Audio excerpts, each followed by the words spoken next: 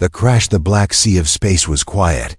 The massive transport ship, Aurora Dawn, moved like a silver arrow through the darkness. Inside, hundreds of passengers slept in cryopods. Dreaming of home, one of them was Jack Harris, a combat engineer, who had seen too many wars. He had been promised a peaceful return to Earth after a long mission on the outer colonies. But peace was never meant for men like him. A loud alarm shattered the silence. Red lights flashed across the cryo bay. Jack's eyes opened slowly, his body stiff from deep sleep. The air tasted sharp, metallic.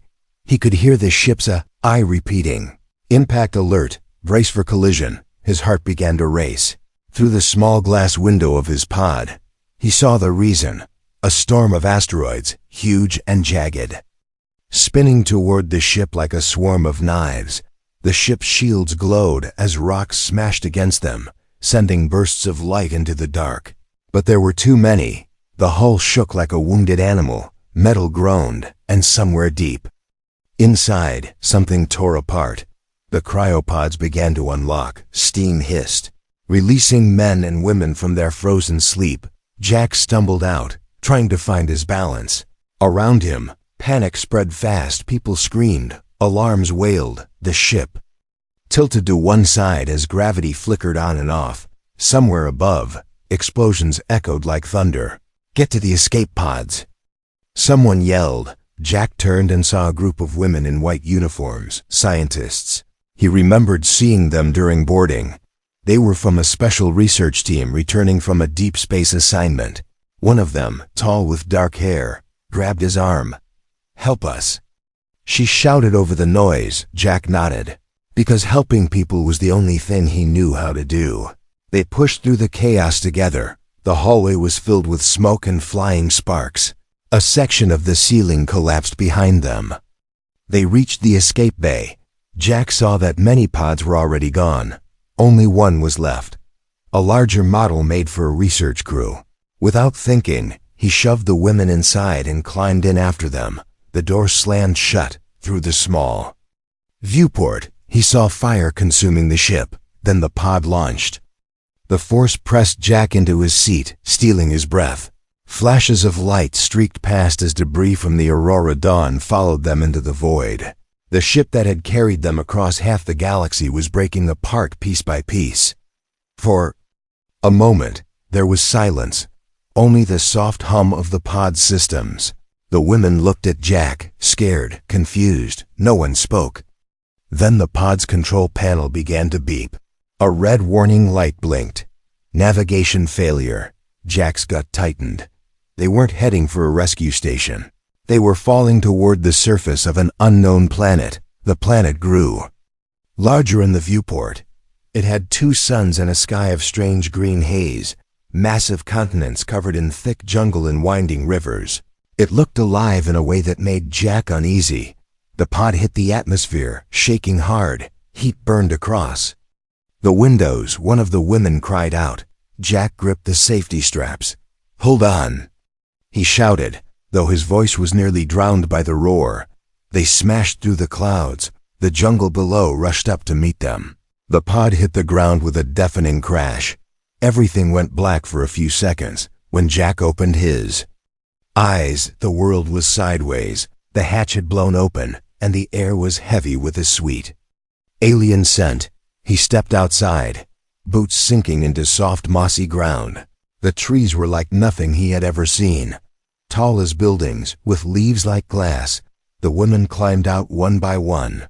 Some were shaken. One was bleeding from a cut on her head. Above them, 2 suns burned in a green-gold sky.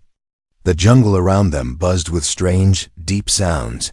Jack felt as if the planet itself was breathing. He checked the pod systems. The comms were dead. The locator beacon was crushed. They had no way to call for help. Food and water were limited. It would not be enough for long. The women looked at him, waiting for answers. Jack wished he had some. Then he heard it, a low growl, deep and rumbling, from somewhere in the trees. The women froze. Jack raised a hand for silence. Leaves shifted high above. A shadow moved, massive, heavy, and watching them. In that moment, Jack knew this planet was not empty. Something was out there, and it had already found them. The first night, the jungle swallowed the sound of their breathing. Jack stood still, scanning the green shadows. The women huddled close together, their eyes wide. The growl came again, but this time it was followed by a slow, wet sniffing sound. Something out there was smelling them. Jack's hand tightened on a broken piece of metal he had pulled from the wreck. It was the only weapon he had. The sound stopped. The silence that followed felt worse than the growl. Then, with a rush of leaves, whatever it was slipped away into the trees. The women looked at Jack, waiting for him to explain, but he didn't. He only said, "We can't stay out here." They dragged what supplies they could from the escape pod: food packets, water filters, a med kit, and a few blankets. Jack led them to a small clearing, not far from a stream he had noticed during landing. He chose a spot with a rock wall at their back so nothing could sneak up from behind. There, they began to build a rough camp. The women worked quietly, still shaken from the crash. Even the air felt heavy, pressing on their shoulders. When the two suns began to sink, the sky changed. The green haze turned into a deep violet. Stars shimmered between fast-moving clouds. But the darkness here was different. Thick, almost solid, it carried a strange smell, sweet and rotting at the same time. Jack lit a small fire. Though he didn't like the idea of making light, the women gathered close to it. He sat at the edge of the camp, watching the tree line. That's when the noises began, not one, but many, clicks, chirps, deep groans, and the crack of branches. Something was moving in the dark, circling them. Jack couldn't see anything, but he could feel it. Eyes, dozens of them, staring from the shadows. One of the women, Elora, whispered, "They're watching us." Jack didn't answer. He knew she was right. An hour passed like this. The fire popped and hissed. Every time someone shifted or breathed too loud, the noises outside stopped. When they went still, the noises began again, closer at one point. Something brushed against the rock wall, heavy, slow, and scraping. Jack gripped his metal shard and stood. His shadow stretched across the firelight. "Stay behind me," he said. Then came a sound that froze them all. A voice. It was faint, distant, but it spoke in clear human words. "Help me." Everyone turned toward the trees. The voice came again. "Closer now, please. Help." It sounded weak, broken, desperate. One of the women moved toward it, but Jack caught her arm. "No," he said. "It's not real." The voice turned into a soft laugh, a low, rumbling laugh that made the hairs on their necks rise. Leaves shook, branches snapped. Something huge moved just beyond the light. Jack stepped forward, holding his weapon high. The fire flickered, throwing quick shadows across the clearing, and in that flicker, for just a heartbeat, he saw it, a tall, thin figure, skin pale like bone, with eyes that glowed a dull red. It didn't charge, it only stood there, swaying slightly. Then, without a sound, it turned and vanished into the dark. The jungle went quiet again, too quiet. Jack knew they hadn't seen the last of it. He also knew it wasn't the only one. From somewhere far off, more clicks and groans rose into the night. This time, they were answered by deeper, heavier calls. Predators calling to predators. The first night on this world had only begun. The hunt begins. The morning came slowly. The two suns rose together, spilling strange golden light over the jungle. But the light didn't bring comfort. It only showed the signs that something had been here during the night. Jack walked the edge of the clearing, on a tree near the rock wall. Long claw marks cut deep into the bark. The grooves were too wide for a human hand, too clean for an accident. He knelt and saw footprints in the soft moss. Each print was wide, with 3 pointed toes and a deep heel. They weren't just walking. They had been circling. The predators had been studying them. Alara came to stand beside him. "They're testing us," she said quietly. Jack didn't like how certain she sounded. He didn't answer. Instead, he told the group they needed fresh water. If they stayed here too long, they'd be trapped, and if the creatures were watching, they might already know their weaknesses. Jack, Ilara, and another woman named Kara followed the sound of running water. They moved through tall ferns and giant flowers that dripped glowing nectar. Insects the size of Jack's hand buzzed overhead, their wings like glass. After an hour, they reached a wide river, blue and clear. Under the sunlight, they knelt to drink, but Jack froze in the mud near the bank. There were more footprints, fresh ones, leading from the water toward their camp. The three of them returned fast, but they were too late. When they reached the clearing, the camp was empty. Blankets torn, food scattered.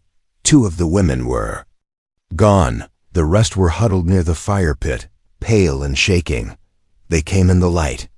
One woman whispered. They didn't hide. Jack scanned the jungle, but there was no movement. Then, from deep in the trees, something threw a bundle onto the ground. It was one of the missing women, alive but unconscious. Her skin was marked with strange lines, glowing, faintly red like burns. Before anyone could react, the second missing woman staggered out of the shadows. She was awake, but her eyes were glassy, unfocused. She whispered one word before collapsing: hunting. That word chilled Jack more than the night had. They weren't just attacking for food. They were playing a game, and humans were the prey. As the group argued in fear, Jack heard a strange sound above them, a slow tapping, like claws on wood. He looked up. In the high branches, half hidden by leaves, shapes moved silently from tree to tree. Not running, not rushing, just keeping pace. Watching, waiting, Jack realized the truth. The hunt had already started, and they weren't going to wait. For nightfall this time, asterisk into the unknown, Jack stood at the edge of the clearing. Staring into the jungle, the shapes in the trees were still there. Following without moving closer, the women waited for him to speak. He didn't tell them the truth, that staying here meant dying slowly. Instead, he pointed toward the mountains in the distance. "We move," he said. Now they packed quickly. Every sound felt too loud, every step too slow. The predators moved with them, just out of sight. Jack could hear their claws tapping on branches. The soft huff of their breath carried on the warm air. They weren't attacking yet. They were waiting for the perfect moment. Hours passed. The jungle grew darker even though the sun still shone overhead. Vines hung like twisted ropes, and the air turned cold. The sound of the predators faded. Jack stopped and listened. Nothing. Not even the buzzing of insects. It was as if the whole jungle was holding its breath. Kara came up beside him, her voice low. "They're gone," Jack nodded, but he didn't feel relief. Predators didn't give up without reason. He turned back. The tree line behind them was empty, but he could see the hunters there, frozen on the edge of the shadowed forest. Their glowing eyes stared at him, but they didn't step forward. One hissed, backing away. They were afraid, Ilara whispered. What could scare them? No one answered. The women's faces were pale in the dim light. Jack motioned for them to keep moving. If something here could scare the hunters, he wasn't sure they wanted to meet it, but going back wasn't an option. The deeper they went, the stranger the jungle became. Trees grew twisted. Their trunks split open like wounds. Black liquid dripped from them, steaming where it touched the ground. The soil was cracked and dry. Jack noticed strange shapes carved into the rocks. Spirals, lines, and marks like eyes. When he touched one, it felt warm, almost alive. They reached a clearing where the ground dipped into a wide crater. In the center stood a massive stone pillar covered in glowing symbols. It hummed softly, a sound they felt in their bones. The air here was thick and heavy. Even breathing felt like pushing through water. Kara stepped forward and ran her hand over the stone. The symbols flared brighter. A sudden wave of dizziness hit everyone. Jack staggered. In his mind, flashes appeared, images of tall alien beings, battles in the sky, and chains made of light. Then it was gone. The jungle was silent again, but they all felt it. They were not alone here. From the corner of his eye, Jack saw movement. Not the hunters from before, but something taller, thinner, It stepped from behind the pillar, its skin dark as stone, its eyes like molten gold. It said nothing. It only tilted its head, studying them like a puzzle. Jack realized with a cold weight in his chest. The predators had been hunting them, but whatever this was, it wasn't a hunter. It was a judge, asterisk. The ancient guardians. The tall figure stood silent. Its golden eyes glowed faintly in the dim light. The women drew back, but Jack didn't move.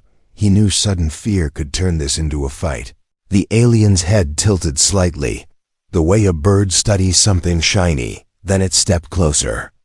Each movement slow, controlled. It carried no weapon, but Jack felt danger in the air. The thing's skin looked like stone but moved like muscle. When it breathed, the air around it seemed to ripple. It raised a hand and traced one glowing symbol in the air. The mark floated for a moment before sinking into the stone pillar. The hum grew louder. Jack's ears rang. Then the alien finally spoke. The words were strange, layered, and heavy, but somehow Jack's mind understood. Not yours. Not your war.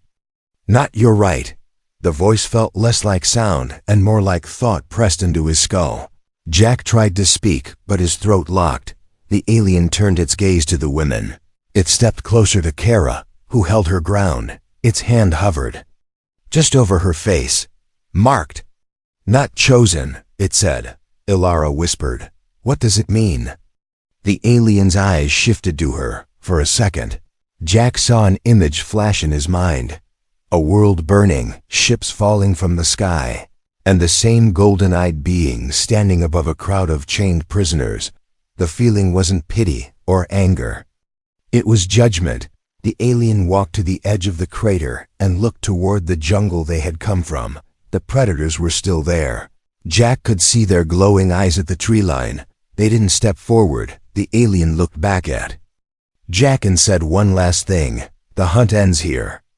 But the trial begins. Then it vanished. No flash, no sound. One heartbeat, it was there. The next it was gone. The air was still heavy. The hum of the pillar still deep in their bones. The women stared at Jack. What trial? Kara asked. Jack didn't answer, because for the first time since landing on this world, he realized the predators might not have been the real threat at all. The truth about the planet, they didn't sleep that night. The pillar's hum never stopped. It felt like it was inside their skulls, pulsing with every heartbeat. Even the air seemed to press against their skin. No one spoke for hours. When dawn came, the suns rose slow and cold. The jungle outside the crater was empty. The predators were gone. Jack gathered the women near the pillar. He wanted to understand what the alien meant by trial. Kara touched the symbols again, and this time, they didn't just flash, they opened. Lines of light spread across the stone like cracks.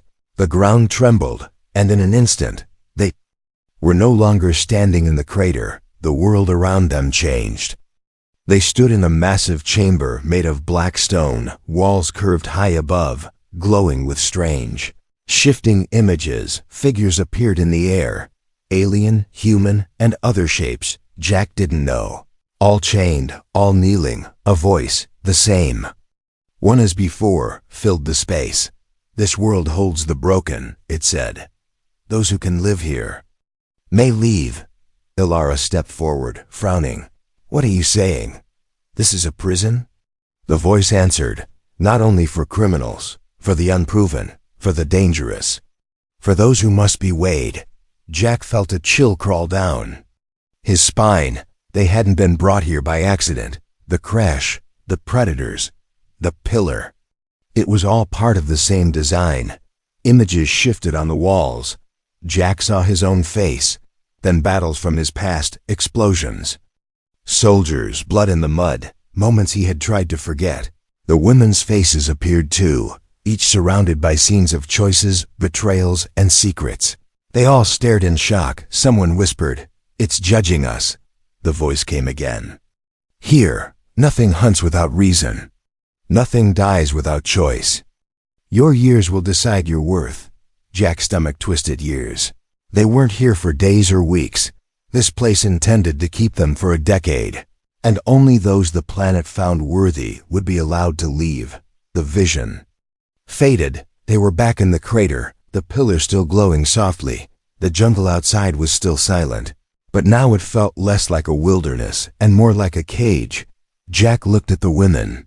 Some were pale, others angry, none of them trusted the world around them anymore, and for the first time, Jack wondered if they should fear each other more than the creatures outside. Asterisk.